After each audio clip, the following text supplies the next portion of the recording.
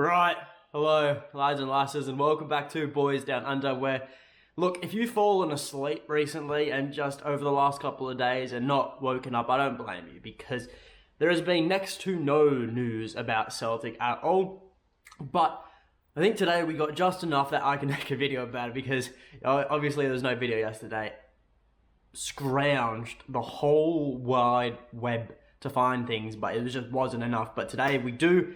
But before we go any further, if you guys are enjoying the off-season content and you want to help support the channel, the best way to do so is to click that like button, click that subscribe button. But without further ado, let's get into it. So, Alexandro Bernabei, a very, very exciting prospect. Celtic's first ever Argentinian, and not a cheap lad by any means. But that price, obviously, is a combination of current talent and potential talent. And by God, if he gets off onto the right foot, he could become a very, very dangerous player in the following years. Now, it seems that Celtic legend Kenny Dalglish has complete and utter faith in Bernabei to succeed. He was speaking to the Sunday Post and said, he's been on Celtic's radar for several months, and there is a feeling that he is going to be an excellent addition to the squad. For Alexandro to choose to come to Scotland at such a young age tells you a lot about his desire and attitude. But you can never predict with any great certainty how a player is going to do. But my view is that South Americans embrace the challenge of playing in Europe.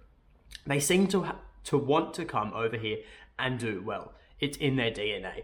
And Celtic have had success with South Americans before. Look at Emilio Izagirre, for example. Also, ironically, in the same... bless me. Also in the same position as Bernabei. Now, without a shadow of a doubt, right? I think Bernabei is going to come in here and he's going to take that starting left-back spot. You don't spend £3.75 million on a defender to not play them. Obviously, if he does play and he doesn't perform, that's different. But Ange has brought his player in, his man, and I'll be shocked if we don't see him get regular minutes in pre-season and during the course of the season. Now, we got to remember, he most likely will be suspended for the first game against Argentina if the Argentinian FA and Scottish FA can agree on something due to the headbutt. But if not, I'll be shocked if we don't see him against Aberdeen if he isn't suspended. And it's not only Kenny Dalglish that has been praising the young lad. Deportivo Saipu manager Juan Sara has spoken to the Herald, saying, Alexandro is a great signing for Celtic. He is a wonderful modern-day fullback. He will get forward all day long and deliver quality crosses for his teammates. Will he be a success in Scotland? Yes, absolutely. I also believe he will be a big hit in the Champions League. I've watched a lot of him in the last couple of years, and he's kicked on so much in terms of improvement. So in my opinion, he is ready to play at the highest level. Everyone in Argentina knows about him. They rave about him because they know he's destined for the top. It's great to see a young Argentinian player moving to such a massive club like Celtic. The whole country will be behind him, and I'm convinced he won't disappoint anyone. And it just reinforces everything I've been saying about the lad. He is held in very, very high regard in his home country, and he's destined for greatness, you know. Well, maybe not greatness, but great things certainly. And he has an abundance of talent right now, but it's all now up to him in pre-season to capitalize on the opportunities Ange gives him to prove that he is the best left-back at the club. And look, right, Ange knows he has potential. Ange has brought him in because he is talented and he has that potential. Ange as well has got to give him those opportunities to thrive, right?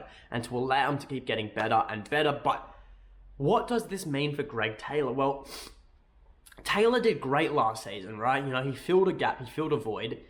He didn't do so well in Europe, notably against Bodo Glimt. But, you know, he did what he had to do, right? But he's in a dogfight this season, without a doubt. You know, like I said earlier, Ange has his man, Bernabei. Ange wanted Bernabei, Bernabei came in. And Greg Taylor is going to have to make the most of all the opportunities he gets in pre-season and in the early parts of the season to prove he is still the number one left-back at the club. Because if you ask me, if Celtic had a match tomorrow, right, Scottish Premiership, I'd say Greg Taylor starts, right?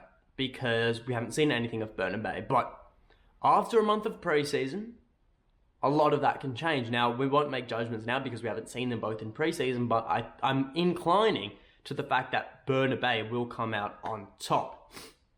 Now, speaking of pre-season, the boys are travelling to Austria today in the Arvo, for their pre-season camp. Now, everyone will be returning, right, for this camp. You know, it's not just going to be these non-international players and the youth players going over to Austria, it's the whole squad. And this is what I would say is the first proper week of pre-season. So, during Austria, I think we're there for 10 days. We take on both SC Wiener Victoria on Wednesday and then Rapid Vienna on the weekend. Now, there's a couple of reasons, right, why this pre-season camp is so important. Firstly, and most importantly, the boys will be back in action. So we'll get to see the likes of Bernabei and Segrist, most notably, two players we haven't seen in the Hoops colours as of yet. You know, who else? We'll also see who travels to Austria. That's a huge thing, right? Because not every single player at the club, both first team and B team, will be able to go with the club to Austria.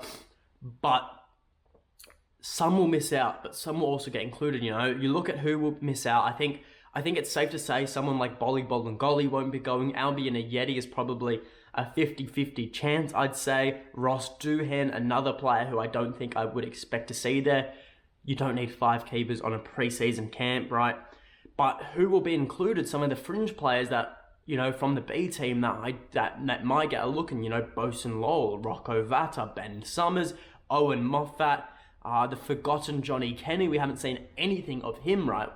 Albeit this will be a huge pre-season for him, and it'll be great to see it, right? The boys back in action, you know, all of our top players, Callum McGregor, Kyogo, Josip Juranovic, who has probably hinted enough, I'd say, on social media that he will be staying with the Hoops this season. And look, I can't wait to see the boys back in action. I don't know how I'm going to see them back in action. I'm going to have to find a stream somehow, because as we all know, Celtic TV is an absolute scam. But we won't hone in on that right now. And, you know, what better way to start pre-season than against an Austrian side named after sausage?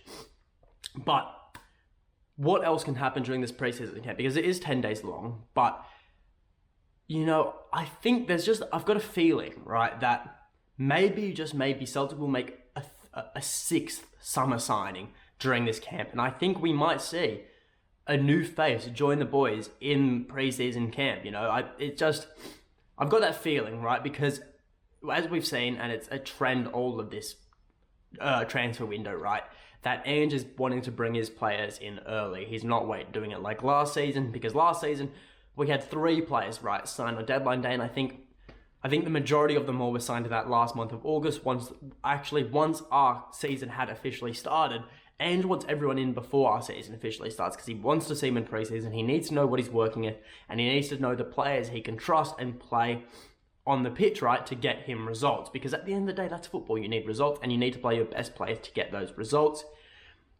So it's going to be interesting to see if anyone new comes in. Also, for the players, the fringe players, the young players, this is huge for them. Secure their place in the squad.